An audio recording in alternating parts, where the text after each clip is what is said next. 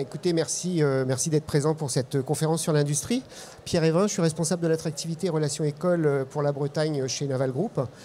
Alors, l'industrie, c'est une activité très globale, je dirais. Je vais plutôt vous parler de l'industrie de défense, du naval de défense aujourd'hui. Pour autant, on peut ne pas être intéressé par l'industrie navale de défense que je vais vous présenter aujourd'hui. Il n'empêche qu'on va parler diplôme, on va parler apprentissage, qui globalement correspondent aussi à ce que d'autres industries attendent. L'automobile, l'agro-industrie, etc. Les industries de la mer en général, bref, peu importe. J'aimerais bien que ça puisse être interactif, il n'y a pas de mauvaises questions, vous n'hésitez pas si besoin. Je vais d'abord vous présenter très rapidement l'entreprise. Naval Group, c'est donc une longue histoire, près de 400 ans d'innovation dans le naval, puisque les premiers arsenaux sont nés au XVIIe siècle. On arrive ensuite au XVIIIe avec l'arsenal de l'Orient qui succède à la Compagnie des Indes. Et puis on arrive fin XIXe siècle à Cherbourg où on sort le narval qui est l'ancêtre du sous-marin moderne. 1967, le général de Gaulle, président de la République à l'époque, souhaite que la France se dote de la dissuasion nucléaire, de sous-marins nucléaires lanceurs d'engins. Et on sort en 1967 le premier sous-marin de la première génération des sous-marins nucléaires lanceurs d'engins. Fin XXe siècle, les frégates qui annonceront le XXIe siècle avec les FREMM, les frégates multimissions. Et en 2003, Naval Group dépendait jusque-là de la Marine royale au XVIIe siècle, puis du ministère de la Défense. Et en 2003, nous sommes privatisés pour devenir une société anonyme. Et Naval Group est une jeune marque, puisqu'elle date de 2017 seulement, pour être reconnue internationalement. Et on arrive à des nouvelles générations de sous-marins avec le Suffren, qu'on lance en 2019, un sous-marin nucléaire d'attaque. Et on prépare l'avenir. Le porte-avions Charles de Gaulle, fleuron de la Marine nationale, aujourd'hui basé à Toulon. Et d'ailleurs, aujourd'hui, précisément, la ministre des Armées en a parlé par rapport à ce qui se passe en Ukraine aujourd'hui. Le porte-avions est positionné au large de la Méditerranée, du côté de la Grèce. Mais on prépare déjà son remplaçant. Et c'est aujourd'hui que se prépare le futur porte-avions pour l'horizon 2038-2040. Alors chez Naval Group, on fait quoi? On conçoit, on construit, on entretient, on déconstruit. Globalement, je vous ai parlé qu'on préparait l'avenir avec par exemple le porte-avions du futur, par exemple les sous-marins du futur, qui sortiront peut-être en 2040-2045, mais c'est aujourd'hui qu'on les pense. Donc on a des bureaux d'études d'ingénierie qui bossent dessus. Une fois qu'on a une commande, on construit les navires sur nos sites industriels. On travaille, j'en parlais un peu plus tout à l'heure, mais on travaille pour le marché français, c'est-à-dire la Marine nationale française. Pour autant, nous travaillons aussi pour l'étranger et nous formons les équipages étrangers comme une notice d'utilisation d'un smartphone, d'une voiture. On a besoin de former évidemment les équipages à l'utilisation du bateau qu'on leur livre. Un bateau, ça dure entre 40 et 45 ans à peu près. C'est-à-dire que tout au long de la vie du navire, on se doit de le maintenir en conditions opérationnelles. Donc là aussi, on a des établissements qui se chargent de ce MCO, maintien en conditions opérationnelles. C'est la réparation navale militaire. Et 45 ans après, lorsque le navire arrive en fin de vie, on se doit aussi de le déconstruire, de le démanteler. Naval Group peut également s'en charger. Bon, quelques chiffres. Nous sommes un groupe de 16 000 collaborateurs. Cela induit 40 000 emplois quand même, c'est pas rien. une société anonyme de droit privé, je l'ai dit tout à l'heure, avec un capital de 63% détenu par l'État, Thales 35%, et les collaborateurs de Naval Group qui détiennent éventuellement des actions également. Bref, un chiffre d'affaires de 3,7 milliards d'euros, on est vraiment dans les gros chiffres, dans la démesure évidemment. De par notre activité, nous sommes présents sur le littoral Manche-Atlantique-Méditerranée, une dizaine de sites en France, avec des sites de construction, Cherbourg sous-marin, Lorient frégate, des sites de réparation, Brest, Toulon, des sites équipementiers qui alimentent ensuite les sites de production, Indret à côté de Nantes, Ruel à côté d'Angoulême. Et nous en avons également du côté d'Olioul des départements cybersécurité. On parle beaucoup de cybersécurité actuellement par rapport à ce qui se passe. Et puis on confectionne aussi tous les systèmes d'armes avec des spécialistes en informatique. J'ai parlé tout à l'heure que nous sommes présents à travers le monde. Aujourd'hui, on est dans 16 à 18 pays globalement. La Malaisie, l'Arabie Saoudite, l'Égypte, le Brésil, etc. Et demain, peut-être d'autres. Voilà. Bon, le marché français, le voilà. Aujourd'hui, notre activité, c'est quoi? C'est la fin de construction de frégates. Et on passe tout de suite à la construction de nouvelles frégates à Lorient. C'est le maintien en condition opérationnelle des sous-marins nucléaires, et on en parle beaucoup aussi actuellement à cause de ce qui se passe dans le monde. Ça fait 50 ans que 365 jours par an, nous avons au moins un sous-marin. L'État français a au moins un sous-marin quelque part au fond des mers du globe, on ne sait pas où. Et avec pour principe de dissuader, mais de ne surtout pas tirer, pourvu que dans les 50 prochaines années, on maintienne cette posture.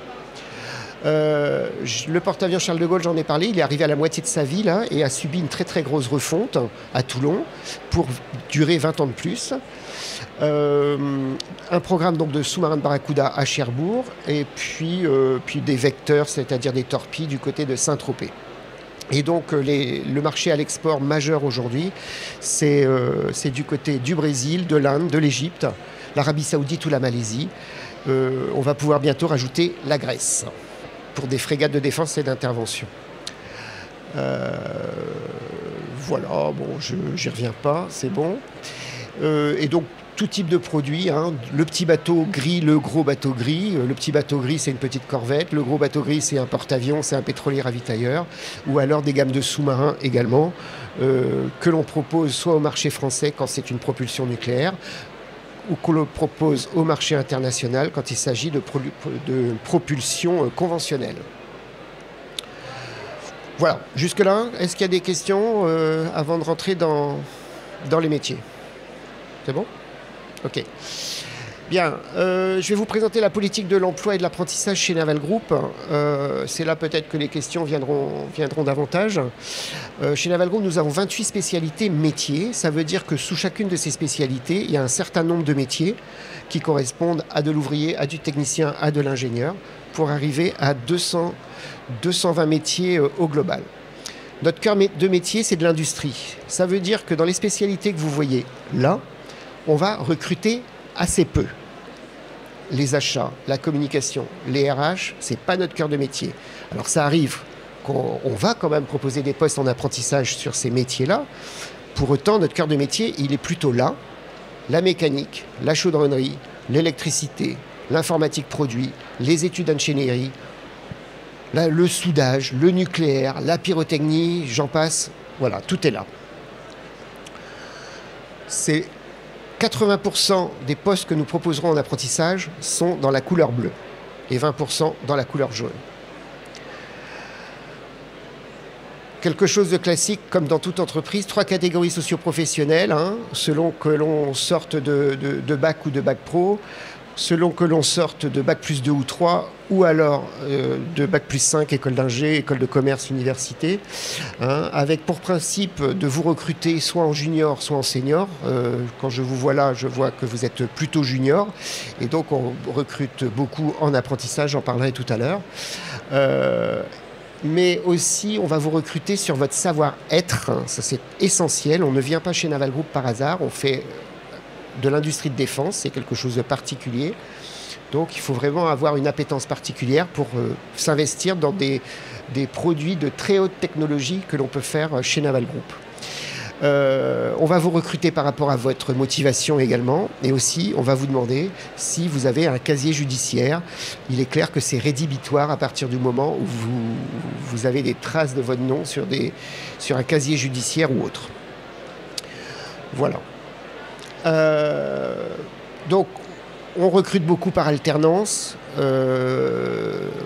Voilà, le principe de l'alternance, hein, je pense que vous le connaissez, c'est un contrat d'apprentissage ou un contrat de professionnalisation. Beaucoup de contrats d'apprentissage de plus en plus maintenant, et avec des périodes école et des périodes entreprise. Ce qui est important quand on rentre en apprentissage, c'est d'oublier son statut de lycéen ou d'étudiant. On devient un salarié apprenant. Je joue un petit peu sur les mots. Pour autant, vous êtes des salariés à part entière de l'entreprise, même quand vous êtes en période école. Et on travaille avec quel type d'école? Cette liste n'est absolument pas exhaustive. Il y en a encore des dizaines avec qui on peut travailler. Là, j'ai mis les logos de plusieurs écoles de Bretagne. Hein, voilà. On va recruter des bacs pro, par exemple, au lycée Vauban ou bien au pôle formation UMM. Ils sont tous présents sur le salon aujourd'hui. On va recruter sur des BUT ou des BTS, avec des BUT sur les IUT de Brest, de Lorient ou d'ailleurs, suivant les spécialités. Et dans les écoles d'ingénieurs ou les universités qui proposent des diplômes qui correspondent à nos attentes. Dès fin mars prochain... Attends un petit peu. Voilà. Dès fin mars prochain, je vous invite à être en veille sur le site internet de Naval Group parce que nous allons publier 520 offres d'apprentissage pour des démarrages d'apprentissage en septembre prochain. Du bac pro à l'école d'ingénieur. Vous pouvez créer votre compte dès à présent, mettre des mots-clés et les offres arrivent sur votre messagerie directement après et vous pouvez donc postuler sur les offres qui correspondent à votre profil. Je vous invite à ne pas déposer votre offre de façon spontanée sur le site, on n'ira pas la chercher. Il faut vraiment que votre candidature soit associée à une offre ou à des offres, ce n'est pas un problème. Alors, sur quel type de diplôme? Là, je ne vais pas pouvoir les citer tous. Des BTS CPI, des BTS CICN, des BTS CPRP, des BTS maintenance des systèmes, option production, maintenance des systèmes, option froid. Tout ce qui est technique, BTS électrotech, tout ce qui est technique nous intéresse. Sur des BUT, on va des BUT GMP, GE2I, SGM, mesures physiques, toutes sortes, GTE, il y a vraiment toutes sortes de BUT. On va surtout, avec la réforme des DUT, BUT, on va privilégier ceux qui demandent de l'apprentissage à partir de la deuxième année de BUT et non la première année. Et ensuite, pour des bacs plus 3 à 5, alors des licences pro aussi, je n'ai pas mis de licence pro après des BTS ou des DUT, mais en tout cas on en recrute beaucoup. Je ne vais pas pouvoir vous les citer tous non plus, mais des licences pro CPI, SEME de l'UBO, MEE de l'IUT de Brest, CRCI, voilà, il y a un tas de licences pro, tout ce qui est technique nous intéresse. Et ensuite on va recruter soit sur des masters M1, M2 en apprentissage ou M2 en apprentissage, ça dépend de ce que les universités proposent, ou alors beaucoup d'écoles d'ingénieurs. Je vous ai montré quelques logos tout à l'heure, des CICEN, des ENSTA Bretagne, des IMT, des NCBS, des ECAM, des ICAM, des Polytech, j'ai pas mis Polytech, bref, peu importe. Tout type d'école d'ingénieurs, tout est vraiment possible. Voilà. Est-ce qu'il y a des questions jusque-là? N'hésitez pas. Est-ce que vous avez déjà connu un ami, une amie qui peut penser ça?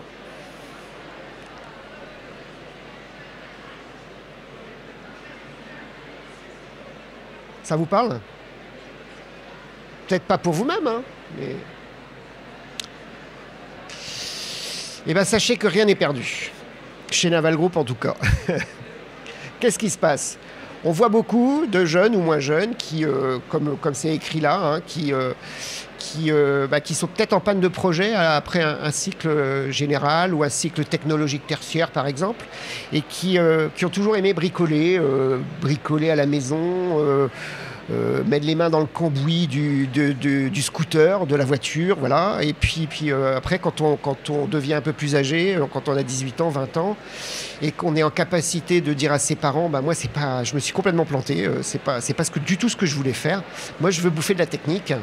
Sachez que rien n'est perdu, parce que de plus en plus, on recrute en apprentissage des jeunes qui sont déjà bacheliers, mais qui veulent s'investir dans de la technique cette fois-ci. Et là, on peut tout à fait faire de beaux parcours avec soit qu'on est déjà détenteur d'un bac pro technique, on peut faire un second bac pro technique. C'est pas de la régression du tout, bien au contraire. Attention s'il vous plaît, Lucas Campouri s'est demandé à l'accueil du salon. Merci.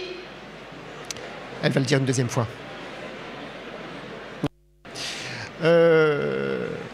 On peut faire un deuxième bac pro technique, mais cette fois-ci pas sur 3 ans, parce qu'on a déjà bouffé du bac pro technique pendant 3 ans, seconde, première, terminale bac pro. On peut très bien faire sur 1 année ou sur 2 années pour acquérir une compétence que vous n'avez pas. Je vais prendre l'exemple d'un bac pro MEI, maintenance des équipements industriels. Il a changé de nom cette année, je ne sais plus comment il s'appelle. Et on veut s'investir dans de la chaudronnerie. On va faire un bac pro TCI, technicien en chaudronnerie, sur 1 an ou sur 2 ans. Si c'est sur 1 an, c'est un parcours dérogatoire. Le fait d'être détenteur déjà d'un bac ou d'un bac pro, vous n'allez plus bosser les matières générales à l'école, en CFA. Vous n'allez bosser que les matières techniques et on va vous blinder dans la technique que vous ne connaissez pas. C'est pareil pour du bac général. Et ça, c'est une double compétence qui est très très précieuse pour nous.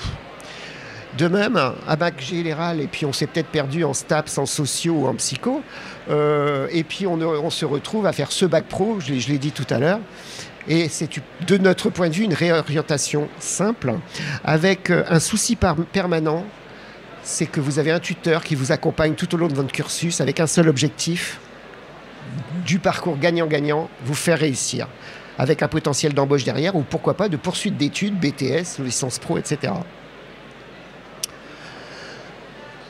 Les métiers, on peut aussi faire des formations professionnalisantes avec des diplômes qui n'existaient pas dans l'éducation nationale. Ça s'appelle les CQPM ou des titres pro. C'est donc des formations ultra professionnalisantes sur 12 mois pour pourquoi pas devenir un usineur, un mécanicien, un chaudronnier, un électricien ou alors un ouvrier en composite. Et dispensés par exemple par ces organismes de formation, les AFPA, les Greta, les pôles formation UMM, avec un potentiel d'embauche énorme derrière. Il y a de l'emploi. Quand on parle d'un porte-avions en 2040 ou de sous-marin nucléaire en 2040, vous imaginez l'emploi que ça engendre dans les 20-30 prochaines années. Bon, du détail, quoique. Lettre de motivation, CV, je vous apprends rien. Dans les grands groupes comme Naval Group, on se rencontre sur les salons, on se rencontre sur les jobs des teams. Quoi qu'il en soit, il faut aussi, et c'est essentiel, que vous candidatiez sur le site internet. N'envoyez pas votre candidature papier en recommandé ou avec un joli timbre. Surtout pas. Surtout pas.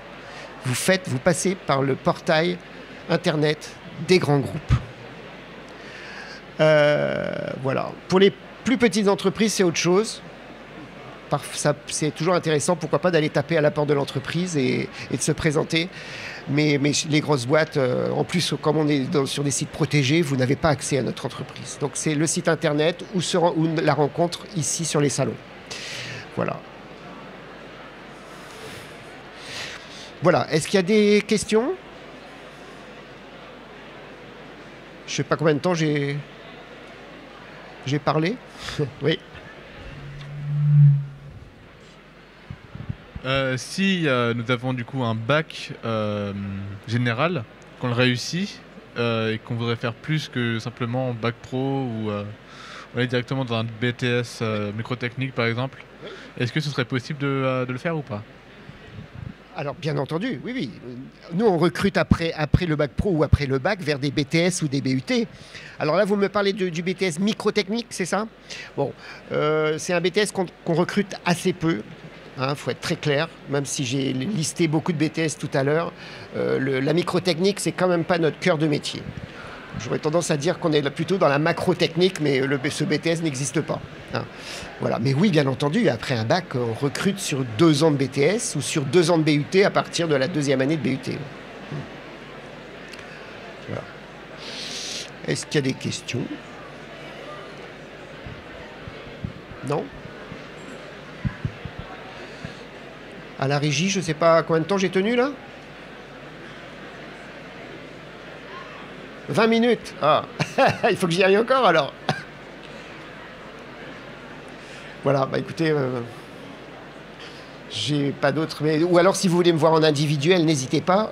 On est sur le stand industrie, avec vous avez plusieurs entreprises qui représentent la branche métallurgie UIMM au fond là-bas.